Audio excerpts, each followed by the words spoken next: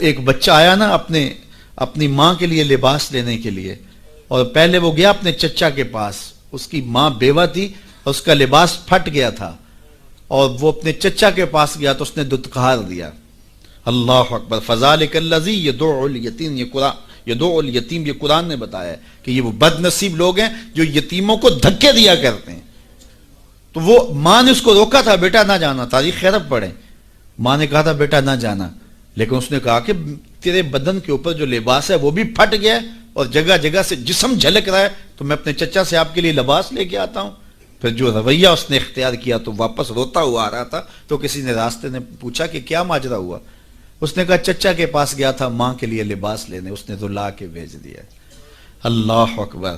تو اس نے کہا کہ جا سین حرم میں محمد نام کا ایک شخص بیٹھا ہوا ہے، اگر تو اپنا دکھڑا اس کے سامنے پیش کرے تو وہ امید ہے تمہیں رد نہیں کریں گے، لیکن سن لے ان کا دین کوئی اور ہے۔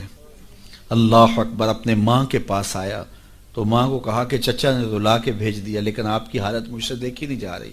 بچہ ابھی شعور کی منزلوں میں قدم رکھ رہا تھا، پہلے بہت چھوٹا تھا، اب اس کے اندر ایک جذبات تھے بچے کے اندر۔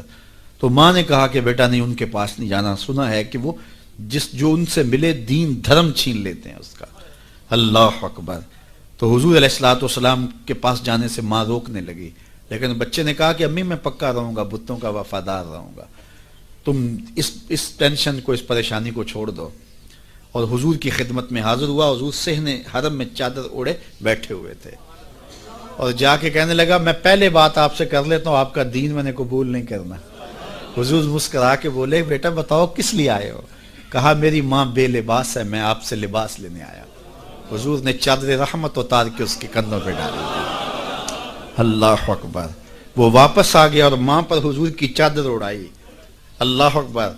اور ماں نے کہا کہ بیٹے اس نے اپنا دین تو نہیں تجھے دیا؟ کہا نہ، میں نے پہلے کہہ دیا تھا تیرے دین نہیں مانوں گا۔ ماں کہنے لگی پتر اس کا دین ماننا چاہیے، یہ جس نے رحمت کی چادر ہمارے سر پہ تان دی۔ اللہ اکبر۔ تیری تک کے ادامہ میں مرید ہو گئے۔